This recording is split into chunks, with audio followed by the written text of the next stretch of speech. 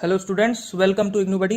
इस वीडियो में मैं आपको बताऊंगा कि इग्नू में आपकी जो कॉपियां चेक होती हैं एग्जाम की, वो किस पैटर्न पर चेक होती हैं, किस तरह से आपको मार्क्स दिए जाते हैं। और उसके बाद मैं आपको बताऊंगा कि आपके रीवैल्यूएशन का अगर आप फॉर्म भरते हैं, अगर आप अपने मार्क्स से सेटिस्फाइड नहीं हैं और अगर आप रीवैल्यूएशन और आंसर स्क्रिप्ट के लिए अप्लाई करते हैं तो उसमें आपके मार्क्स कितने भर सकते हैं, इसी बारे में मैं आज इस वीडियो में बात करूंगा। तो जिन स्टूडेंट्स को इंटरेस्ट है इस वीडियो में, वो इस वीडियो को जरूर एंड तक देखना। इस वीडियो में काफ़ी आपको इन्फॉर्मेशन मिलने वाली है। सो स्टार्ट करते हैं। देखिए, ये जो एक आंसर स्क्रिप्ट है मेरे पास एक स्टूडेंट की, यहाँ पर इस स्टूडेंट का ये जो पहला वाला आंसर है, ये है इसका 5 नंबर का। 5 नंबर के क्वेश्चन में इसने एक पेज का भी आंसर नहीं लिखा है, तो उसको यहाँ पर 3 मार्क्स दिए गए हैं 5 नंबर में, 5 में से 3 मार्क्स। इसी तरह से दूसरे क्वेश्चन में आप देखेंगे तो उसको 5 में से 3.5 मार्क्स दिए गए हैं, जबकि इसका आंसर इसमें भी एक पेज का है, लेकिन क्योंकि इसने डायग्राम भी यहाँ पर बना दिया है तो इसको 3.5 मार्क्स दिए गए हैं 5 में से। इसी तरह से देखिए, फोर्थ क्वेश्चन में यहाँ पर इसने पूरे एक पेज का आंसर लिखा है और आंसर क्योंकि टू द पॉइंट है, पॉइंट वाइज आंसर लिखा हुआ है, तो इसको 5 में से 4 मार्क्स दिए गए हैं।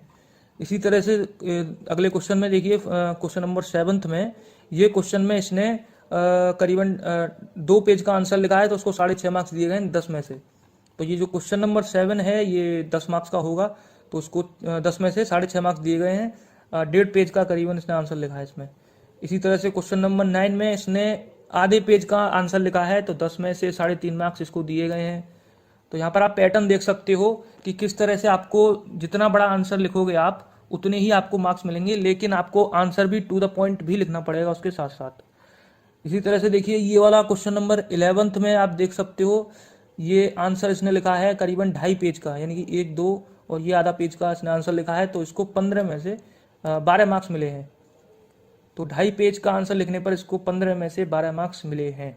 और इसी तरह से क्वेश्चन नंबर 12 में ये देखिए, ये भी करीबन 2.5 पेज का आंसर है, तो उसको उसमें भी 12 मार्क्स मिले हैं। तो पैटर्न आप देख सकते हो, वही पैटर्न बार बार इसमें रिपीट हो रहा है कि जितना बड़ा आप आंसर लिख रहे हो उसी हिसाब से आपको नंबर मिल रहे हैं। इसी तरह से दूसरी वाले सब्जेक्ट में देख लेते हैं थोड़ा सा, कि ये देखिए 5 नंबर का क्वेश्चन है ये वाला। इसमें भी इसने करीबन 1 पेज का आंसर लिखा है, तो उसको 3 मार्क्स दिए गए हैं।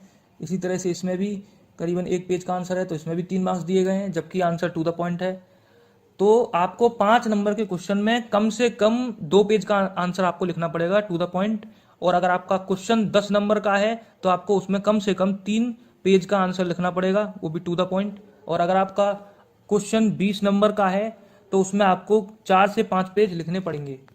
तो यही पैटर्न इग्नू में रहता है। आप अगर आंसर जितने मार्क्स का आपका क्वेश्चन है उस हिसाब से अगर आप आंसर देते हो तो उसके हिसाब से ही आपको नंबर मिलते हैं। और अगर आप डायग्राम वगैरह अच्छी तरह से बना देते हो तो आपके मार्क्स के चांसेस बढ़ जाते हैं कि आपको मार्क्स ज़्यादा मिलेंगे। तो अब बात कर लेते हैं कि अगर आप रीवैल्यूएशन और आंसर स्क्रिप्ट के लिए अप्लाई करते हो तो आपके मार्क्स कितने बढ़ सकते हैं।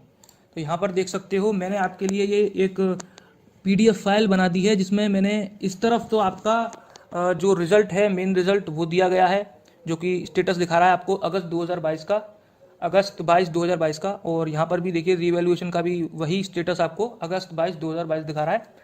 तो इस तरफ तो आपका मेन रिजल्ट है और इस तरफ आपका रीवैल्यूएशन का रिजल्ट दिखा रहा है।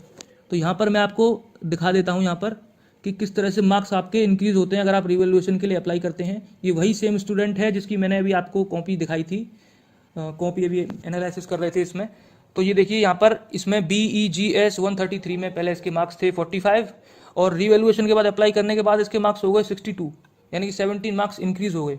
इसके बाद BEGC 134 में इसके थे पहले 56, उसके बाद रिवॉल्यूशन के बाद हो गए 57, यानी कि यहाँ पर एक ही मार्क्स अपडेट हुआ है।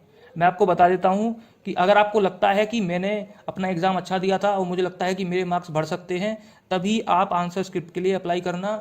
अदरवाइज अगर आप अप्लाई करते हो तो अगर आपके 2-3 मार्क्स बढ़ते हैं तो उसका कोई फायदा नहीं है। लेकिन अगर आपके 2-3 मार्क्स बढ़ने से आप पास हो जाते हो तो वो तो भी ठीक है। लेकिन अगर आपके 2-3 मार्क्स, जैसे कि यहाँ पर 56 से यहाँ पर 57 हो गए, तो उसमें कोई ज़्यादा डिफरेंस है नहीं। तो अगर आपको लगता है कि आपका जो एग्जाम है वो अच्छा गया था तो आप जरूर रिवैल्यूएशन के लिए अप्लाई कर सकते हो। इसी तरह से देखिए, तीसरे सब्जेक्ट में BEGLA 137 में पहले थे 40, अब हो गए 44, रिवैल्यूएशन के बाद 4 मार्क्स बढ़ गए यहाँ पर। इसी तरह से BEGLA 138 में पहले 40 थे, अब 52, यानी कि 12 मार्क्स बढ़ गए। तो यहाँ पर 12 मार्क्स बढ़ गए, देख सकते हो आप। यानी कि 12 से लेके 17 मार्क्स तक भी आपके बढ़ सकते हैं अगर आपने अपना एग्जाम अच्छी तरह दिया है तो। BEGS 183 पहले 34 थे, अब हो गए 36 50 में से, यानी कि 2 मार्क्स बढ़ गए। इसी तरह से BHDC 133 में पहले 66 थे, अब 72 यानी कि 6 मार्क्स बढ़ गए। और BHDC 134 में पहले 61 थे, अब हो गए 73 यानी कि 12 मार्क्स बढ़ गए।